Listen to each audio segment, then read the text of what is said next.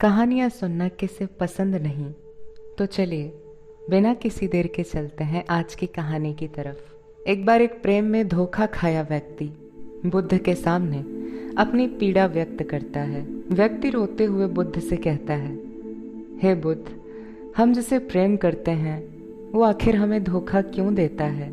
बुद्ध उत्तर देते हैं, यदि तुम सुखी हो तो अपने आप को कारण समझो, और यदि तुम दुखी हो तो भी अपने आप को ही कारण समझो, क्योंकि कारण अपने आप से बाहर ढूंढोगे तो तुम धोखे में फंस जाओगे।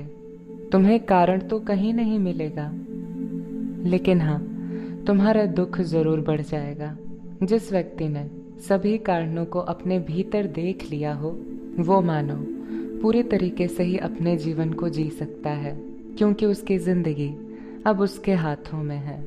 क्योंकि वो दुखी होना चाहता है या तो सुखी। उस व्याकुल व्यक्ति ने जब ये बात सुनी तो काफी ज्यादा चौंक उठा और बुद्ध से पूछता है, ऐसा कैसे हो सकता है कि हमें कोई दूसरा व्यक्ति दुख नहीं पहुंचा सकता? इसका अर्थ तो ये हुआ कि हम खुद ही अपने जीवन में दुखों का कारण बनते हैं। भला कोई व्यक्ति क्यों अपने आप को दुखी करेगा? आखिर कोई क्यों अपने आप को ही पीड़ा पहुंचाएगा? या आखिर कैसे संभव है? इस पर बुद्ध मुस्कुराकर उत्तर देते हैं, दुख कहीं बाहर से नहीं आता, ये दुख तो हमारे भीतर ही जन्म लेता है। ये तो मानव की नासमझी है। मानव सोचता है कि उसकी प्रेमिका ने उसे धोखा दिया या उसके संबंधियों ने उसे दुख दिया।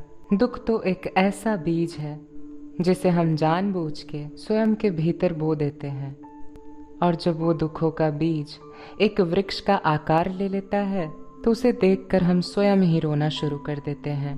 बुद्ध कहते हैं, हमें कोई भी दूसरा व्यक्ति दुख नहीं देता, हमें तो हमारी इच्छाएं ही कहीं न कहीं दुख देती हैं, जिन्हें हम दूसरों से जोड़कर देखते हैं। अभी वो व्यक्ति बुद्ध से कहता है, कृपा कर बुद्ध, ये बात मुझे विस्तार से समझाइए।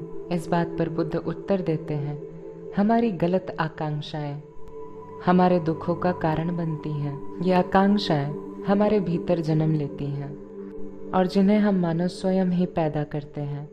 यदि कोई भी व्यक्ति सामने वाले को देखकर अपने भीतर ये इच्छा जन्म देता है, अपने भीतर ये इच्छा पैदा करता है कि सामने वाला व्यक्ति उसे प्रेम करे, उसका सम्मान करे, तो वो व्यक्ति जो इच्छा को जन्म देता है वो स्वयं ही अपने भीतर दुखों का एक बीज बोता है। क्योंकि सामने वाला आखिर क्या करेगा, ये तो उसके भीतर, उसके मन की बात है। कोई भी व्यक्ति हमें जीवन भर खुश रखने की जिम्मेदारी कभी नहीं ले सकता। इसके बाद व्यक्ति बुद्ध से कहता है कि बुद्ध, हम आखिर सामने वाले व्यक्ति को कैसे समझाएं कि हम उनका सिर्फ और सिर्फ भला सोचते हैं? बुद्ध कहते हैं, ये तो सबसे बड़ी समस्या है। हम मानव चाहते हैं कि कोई दूसरा व्यक्ति हमारी भावनाओं को समझे, मगर सच्चाई तो ये है कि हम स्वयं ही अपनी भावनाओं को कभी नहीं समझ पाते। हम चाहते हैं कि कोई और हमें समझे, पर क्या हम मानव स्वयं को समझ पाए हैं? जीवन में कोई और हमें समझे या हमें जानने का प्रयास करे, इस बात से तो 1000 गुना ज्यादा जरूरी बात यह है कि हम मानव स्वयं अपने आप को सिर्फ जाने, क्योंकि हमारी आकांक्षाएं तो हमें जीवन भर दुख ही दुख देती रहेंगी यदि हम अपनी आकांक्षाओं को किसी दूसरे व्यक्ति से जोड़ते रहेंगे और ये सोचते रहें कि हमें कोई दूसरा व्यक्ति प्रेम करे, हमारा सम्मान करे, हमारी परवाह करे। यदि जीवन से दुख को हमेशा के लिए खत्म करना है तो गलत आकांक्षाओं का बीज अपने भीतर बोना बंद कर दें।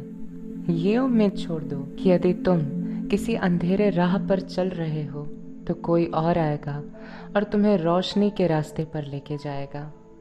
और यदि कोई व्यक्ति आ भी जाता है तो उसका सम्मान करो, उसके भरोसे मत बैठो, अपने आप के मार्ग पर आगे बढ़ते रहो।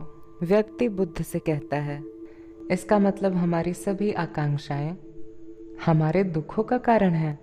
बुद्ध कहते हैं, नहीं, सभी आकांक्षाएं दुखों का कारण नहीं होती। यदि तुम अपने आप से कोई आकांक्षा रखते हो और यदि तुम उसके काबिल हो तो ये आकांक्षाएं सही है, और ये आकांक्षाएं तुम्हारे जीवन के लक्ष्य को प्राप्त करने के लिए ठीक हैं। ये आकांक्षाएं तुम्हारे जीवन को बहुत बेहतर बनाएंगी।